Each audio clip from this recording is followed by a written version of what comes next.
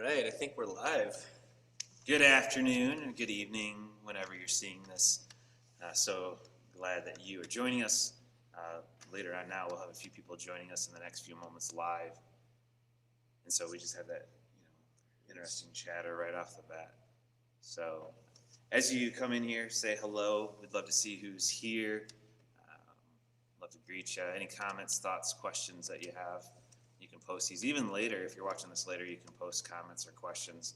And we should see those. I generally go back and look at those. Those usually pop up as notifications. So feel free to do that. But as you come in here, please say hello to us. Kathy Tarkowitz is watching. Kathy Tarkowitz. She is on it every week. Always watches. So do you set an alarm? She might do that. Or do you live on Facebook? I don't know how you do that. That is incredible. Probably that too. Yeah. So I'm sure she loves it. I just affirmed that. So, oh, man. So as we get started here, as we wait for a few more people to join us, your day so far? Anything exciting? Anything happen? Anything exciting? So far, today's tax day for Elsie and I. So I was running around last night, this morning, trying to get those last couple things taken care of.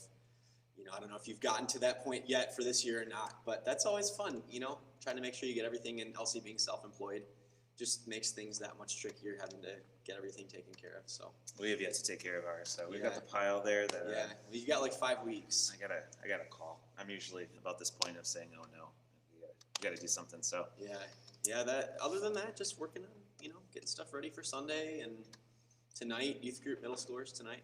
There you go. So that'll be fun. In here? Well, we'll be in here, but we have been outside for games the last couple weeks.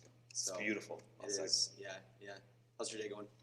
So far, pretty good. It's been a full day. A couple conversations with different people, connecting with people, just checking in to see how they're doing. And Aubrey was doing school here in the morning, so I just quietly worked in my corner, and she worked in hers. And I have some insight into that. We share a wall, and it's a thin wall. You can hear a lot back and forth. So it always cracks me up those couple mornings a week when Aubrey's working there, and you hear every so often that quiet little comment back and forth. Otherwise, there's Chris and Aubrey, two introverts quietly working in their corner doing their work. That's right. It's a perfect place. So and it's great quality time for us together. Yep. So let's see, the Grogs are saying hello. Hey, Grogs. We are so happy that you are here with us. Hopefully enjoying the last 2 sunny days. We were able to get outside last night and play for a little bit. Awesome. And that was... And the lake, you guys went for a swim. We could have if we would have gone out far enough. So yeah. It is all thawing out on the edges there. Yeah. But no, we played basketball and jumped on the trampoline. And I'm trying to think what else we did. That was about the night. Threw the football around. Yeah, that's awesome. Yeah. It is nice being able to get outside. There's just some good energy with that. I know even Sunday night with the high schoolers. Granted, it was chillier by the time it was getting dark and we had youth group, but there was just an energy. Everybody was like, yeah, let's go outside, let's do this, and it was a lot of fun. Yeah, it's just nice to be outside. So hopefully if you're at home, you're outside a little bit today, opening some windows, getting some fresh air. We are in a dark sanctuary right now, so I wonder if we could have done this outside. We could have. We'll probably, I don't know how windy it is, we'll probably get lots of that wind. Yeah, that's true. Anyways, We'll think about that. Maybe next time. Maybe when John comes back. He can build us a bubble that we can just sit in. Yeah, figure out how to cover the mic there so we can't see you. So, as you join us, feel free to say hi. We'd love to say hi to you. Feel free to ask any questions that you have, make any sort of comments, and we will keep our eye on the comment section. But we just I love participation. That makes it more fun. Like you're okay to talk to. But, we'd rather talk to you. And if you've got things, obviously we're looking back on Sunday. And especially what Chris had to share with us, if you have things that stood out to you, things that you want us to talk about, feel free to comment in that, sooner rather than later. And we'd love to be able to chat through those things. So it's not just necessarily our thoughts and what we want to hear. Absolutely, the takeaways. And so just to remind you, if you were watching with us, we were talking about flourishing in the face of death. And again, a real energetic, exciting topic.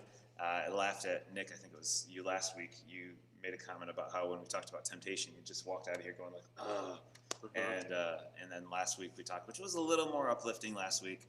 And then this past Sunday was another one of those moments of real introspection and thoughts there. So, but we're walking through Lent, and the real purpose of Lent is not to give up like chocolate. I mean, that could be part of it. But at its core reality it's like, there is a sacrificial reality, and if you are giving up chocolate, there's no shame in that. but the reason is not just to keep sugar out of your diet. It's really for this prayerful reflection on who we are, who we've become, and who we're becoming. And so the work of Lent is supposed to be hard. And I've loved how people have talked about the book. We've recommended Journey Journey to the Cross. To the Cross. I Yep. keep forgetting the title of it. There's a cross in there somewhere. Yeah, it's like Journey Across. Yeah. How people keep referring to that. They'll say something like this. It's a really great book. I mean, well, it's good, but it's really, tearing me up on the inside, and it's really hard to go through. And so people are just, it's good when we do the work, when we get underneath who we've been living at, or even thinking we're doing the work, and then we go underneath further, and we're like, oh, okay, there's more we can work on, we can reflect on, we can confess. Yeah, if I remember, I think this was this past Sunday you mentioned this. Sometimes it all blurs together. Chris says a lot. I talk a lot. And you said something about how your goal in leaving us, or how we leave on a Sunday morning, is to sometimes even have more questions than we come in with, and to have, whether it's just feeling convicted in some way or challenged in some way, encouraged in some way, that it's not just about showing up Sunday morning and, okay, I listen for an hour, I take in and then leave, but like to really take that back out with us. Mm-hmm. Was that this Sunday you said something like that? It was in one of the services. I said that. So a lot of times we can live in echo chambers, is that we only listen to people that we agree with. We only repeat things that we want repeated back to us. And that happens in churches too. And one of the things that I appreciated as I was going through college and really starting to pay attention to what was going on around me was places that provoked, teachers that provoked. What were some books that really provoked some thought, that really challenged me? And so it wasn't just this echo chamber. And as we mature in our faith, we process, I think, a lot of these different questions. Mm-hmm. And we should be asking questions. Questions are really healthy. That's what I love about youth ministry. Mm-hmm. That's one of the great things of working with middle schoolers and high schoolers, is that there's so many questions. And adults, we just get set sometimes, and we sometimes live in our echo chambers.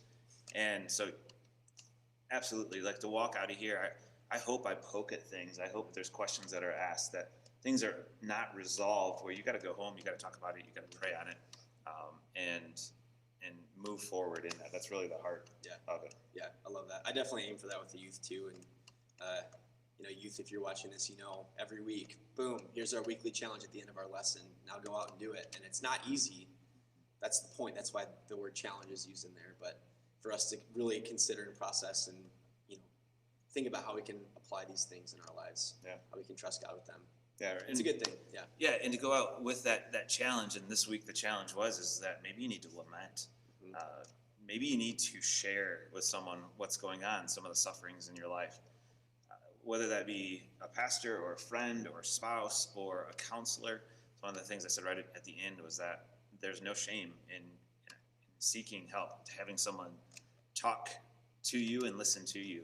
It helps you process when you get an outside view many times. And so that was one of the challenges, is like just not holding the suffering in, but letting it go, sharing it with others. So when you think of suffering in your life, burdens, hardships, what are some ways that you've processed that in a healthy way and also in an unhealthy way? And I'll share too. Yeah. So I'm an internal processor. So I internalize things, and I kind of hold things within and suppress things. And so when I'm going through something difficult, when it's some trial or suffering or whatever, there's also an element of my personality that's a peacemaker. You and I are a lot alike in that. And so I don't want to put what I'm dealing with on somebody else. So it's like, look, they've got their own junk they're dealing with. They've got life. They've got stuff to deal with. They don't need my junk. They don't need what I'm walking through. And so that's just one of those lies the devil puts in my mind of just take care of it on your own. Don't tell anybody else about it. You're good. And so I internalize that. I feel that, and there's that tension. And, it might, maybe I'm able to put on a good face. Maybe it shows. But, as you internalize those things, it just becomes something that stews and bubbles. And over the course of time, it just impacts us that much more and more and more versus getting to bring somebody into that, And, spouses are great for that. I love having Elsie to talk through things. And guess what? In almost a year of marriage, I have a long ways to go in terms of bringing her into my suffering and what I'm walking through, and the same in entering into hers. And so there's, you talked about this on Sunday, there is something really good and healing about stepping into the suffering of others and also being willing to let other people step into yours. That's not easy. It takes that willingness to be vulnerable, right, and to open up, be honest, and say, this is who I am, this is where I'm at, this is what I'm walking through.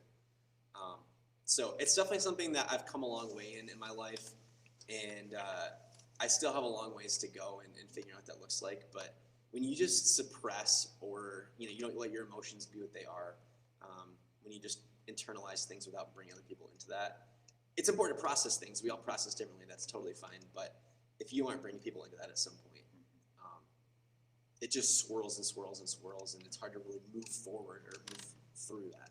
Yeah. If that makes sense. Yeah, absolutely. Yeah, how about you? I'll answer too, but at home you can share too. Is how do you process through suffering? What are some good things? What are some bad things? Or challenging things? I gotta tell you, in 17 years of marriage, I still am not very good at sharing. Joanna is really good about asking and then pulling back, letting me process, and then sharing. And it's a point where, I pray that I continue to increase in that area, because you're right, like you said, is that my personality, like yours, doesn't want to burden other people with it. But really, I found that Joanna wants to know, that friends want to know. I just have to get over myself. Right.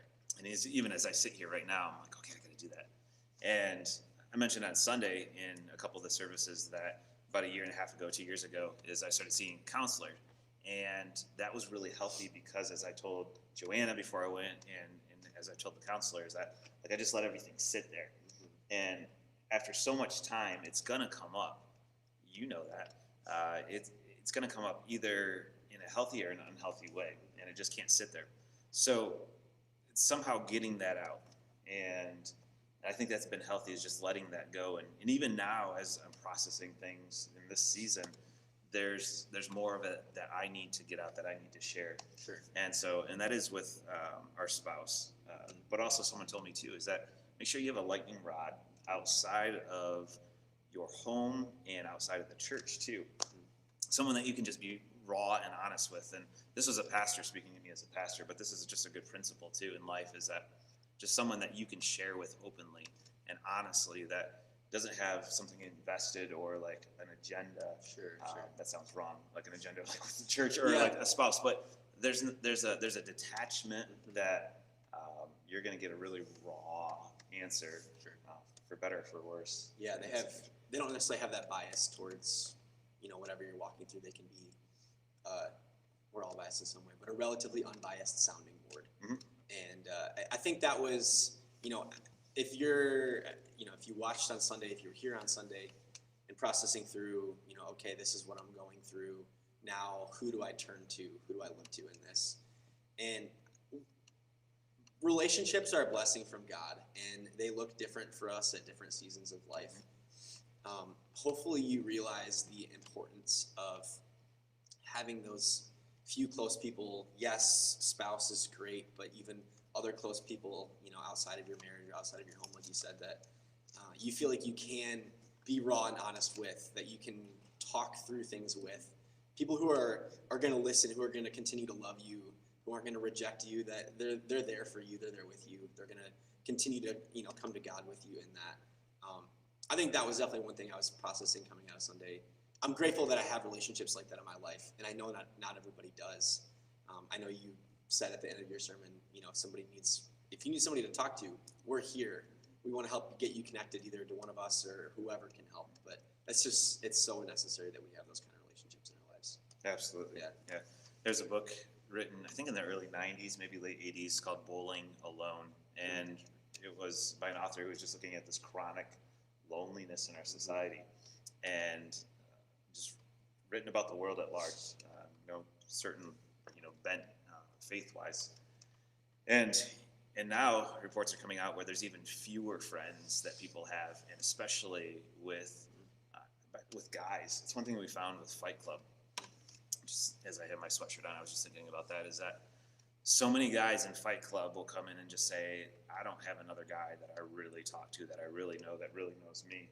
And they find an environment like Fight Club, or Journey, or even like a small group or Sunday school class or whatever, as a huge opportunity to be known and to know other people. And it's just allowing ourselves to open up and to share in those environments with the people that are around us. And I really think people are willing. It's just us being willing, again, to step into other people's sufferings. And then, like, you were saying, and we were talking about on Sunday, the importance of that. But it just reminds me of one of the passages from 2 Corinthians chapter 1, where Paul talks about Jesus Christ as the one who comforts us in our troubles, so we can comfort those in any trouble with the comfort we ourselves receive from God. And so Paul's just saying we receive this comfort. We're in relationship with God so that we can replicate that in others, that comfort, also meeting in the troubles there. And we need each other. We're designed for a relationship. It's a beautiful thing. So, hey, I see your Rios are on here. Good afternoon, Rio. So glad that you joined us. I just lost my train of thought. You're totally good. So I was saying hi to the Rios. And we're glad you're here, Rios. You didn't throw me off. I threw myself off. So, just that idea of, okay, we've been comforted, so then let's comfort others. We serve a God who's a God of comfort, and he comforts us as we go through our troubles. Jesus sympathizes with us in our weaknesses because he faced the same temptations that we face. We talked about that a couple weeks ago. And so knowing that, it's funny because as you talked about that idea of flourishing on Sunday, and I don't want to put words in your mouth, I don't remember exactly how you said it, but basically that idea that we can't fully flourish without stepping into the suffering of others. And I don't know about you, when you were hearing that on Sunday for the first time, sometimes you might sit there and think, I know this is running through my mind, like, wait a minute, what? Like, how do flourishing and suffering go in the same sentence? Because flourishing, like, we're talking about fruitfulness, bearing fruit, growth, thriving, and then suffering, like, how could those possibly go together? So I don't know if you want to unpack that a little bit more, but that's just something that sure. I've been thinking about since Sunday, that, like, we don't quite have time to fully unpack it. Sure. But yeah, one of the services I said that, and that was pretty much what I said. That you pretty much quoted that, so you didn't put words in my mouth. Is that really, that is the way we flourish? And one of the services that I looked at, and I said that, is I looked out and I was looking across all the people sitting here in the sanctuary, and I was looking and seeing people of, okay, this person right there, they went through cancer. This person right there went through divorce. This person right here went through hardship with a child. And as I thought about these individuals, I thought about just the gut-wrenching realities of walking through these seasons with these people, but how they really, at a point, just started, like a plant started to pop through, and this growth really started to happen. And some true flourishing, a different kind of flourishing happened and happens. And really it is, there's so many metaphors of plants in Scripture that Jesus used, of the hard work that a seed has to have to break through that shell. It has to have, that the soil and the water, and the work that it takes to really put roots down. And like that seed, when we suffer, when we go through this hardship, there's either a bitterness that comes up from it, or there's this growth that comes from it. And again, I've seen it both ways, is that when these hardships come, that people choose a different direction. But this really kind of fighting through these situations, like I mentioned, these illnesses, these relational troubles, is fighting through this and leaning into God. There's been moments where just, I think they had a new revelation or a deeper understanding from this hardship. Even talking to someone today on the phone, they were going through a horrible situation, painful situation. And what did they tell me not too far into the conversation? They explained how they felt God's presence like never before in their life. And here's someone going through one of the most difficult situations in their life. And they point to the way God was speaking, was moving, was doing something in them. The pain's still there, but there was this fruitfulness that was starting to grow of, like, oh, God's going to do something through my pain, through this hardship.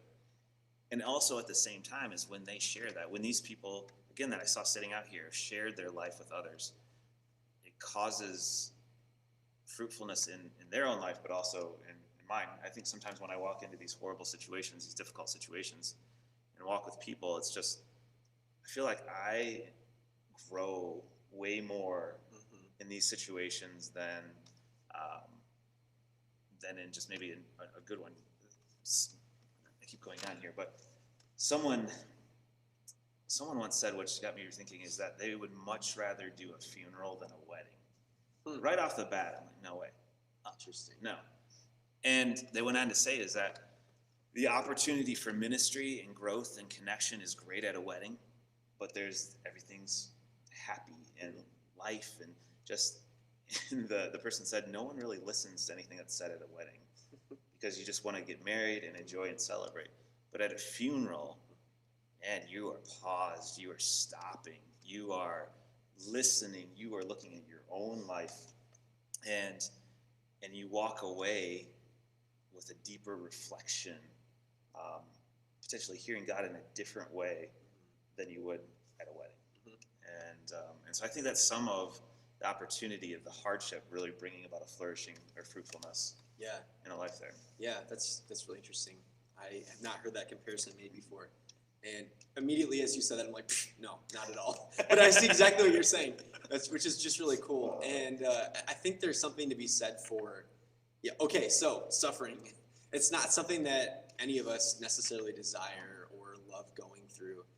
And it's when you're in the midst of it, if you're in this now or looking back in the past when you've been going through a difficult situation, it's not something that you want and you just want to be done with it. And it's so hard to see past just this darkness, this wall of this is what's in front of me and I can't possibly see beyond this or find hope in this or whatever. But when we are somehow by God's strength able to have that perspective to look bigger, to see to ask those questions of how God might be refining us in this, what God might be doing in this. Now, we can't pretend to know the answers to that, but to trust that he is doing something in the midst of that, to trust that even as difficult as it is, when I am willing to step out and step into that suffering of other people or allow them into mine, to trust that God can bring about that growth. You show those pictures at the beginning of your sermon of plants breaking through in different awful situations and the tire dump and all those things. That's insane. That's crazy. There's no reason for that. Not that plants necessarily have a will that they're like, oh, I want to be that plant. I want to grow here anyways. But imagine, you finding yourself in the midst of the dump and saying, I might be in the midst of the dump, but I'm trusting that God is still going to grow me into something beautiful. Having that kind of perspective, as incredibly difficult as that is, as you're trusting God with that, like, okay, this is awesome. That's a great step to be able to see how he's going to work in that and bring about that growth. Yeah. And so as we start to wrap up here a little bit is, if you're going through something right now, is one of the end of the services I just said, hold on. I just kept having that phrase coming through my mind. And I reflected on that as I walked back to my office afterwards, was that, what did I really mean by hold on? And I think really two things is that, one, life can cause a lot of heartache and pain. And there's a lot of people who just may give up on life. And I want to encourage you, if you or a loved one are at that point where you're just ready to give up on life, whether you've talked about suicide, thought about suicide, is that please talk to someone. Please talk to us. Please talk to someone around you. Don't hold that in. And again, there's not shame in that. I think that's one of the things that, again, I've had so many people share with me that they have planned suicide, they've thought about suicide, whatever it is, and they just kind of sheepishly will say this, and I'm like, thank you. I have respect for you that you said that to me. That's so hard to say. So please contact one of us, contact a loved one around you. Just share that. That's part of that healing process, and hold on, for there's much more life ahead. And it may be a dark season, but there's light ahead. And the second thing is hold on faith-wise too. It's easy to quit. It's really easy to quit faith-wise. And we're witnessing this and we're experiencing this in this season with COVID and with so much change that people are just really just turning away from faith. And so hold on to that faith. Hold on to that foundation. Hold on to the teaching. Just hold on. And in difficult situations, those are not the times to make radical big changes. One of my seminary professors talked about liminality and that we exist sometimes in this liminal space in between two realities. It's like there's what was and there's what will be, and then we live in this liminal space sometime. And he said in this liminal space is the worst place to make huge decisions of life. And so, hence the holding on. You obviously have to make some adjustment in there, but these big life decisions. So just hold on, and see what God does through that. So I encourage you, is hold on, whatever that trouble is. So. Absolutely agree with that. I love John and Mary, that comment about suffering, developing empathy. And I know I have a long ways to go in terms of empathy. And again, as tough as it is going through those suffering situations sometimes, and possibly trusting that God could somehow do something good in that, knowing that He, at the very least, could be developing our empathy and our dependence on Him, and helping us to love and view the people around us in the way that He does. So yeah, I definitely agree with that. Hold on. We are here with you. We are here for you. We have a God that we serve that is stronger than whatever you're going through. And He's working it for the ultimate good. I don't remember if I mentioned this in one of the past couple Tuesdays or not, but we have been walking through with the middle schoolers different heroes of the faith in the Old Testament. We talked about Joseph a couple weeks ago. And basically the end of his story, all this awful stuff that happened and his family did to him, all those things. And he said, what you intended for evil, God intended for good. And I just love that reminder that God is working your circumstances, your situation, your suffering. He's working it for good, for the ultimate good. And so hold on to that just today as whatever you're walking through.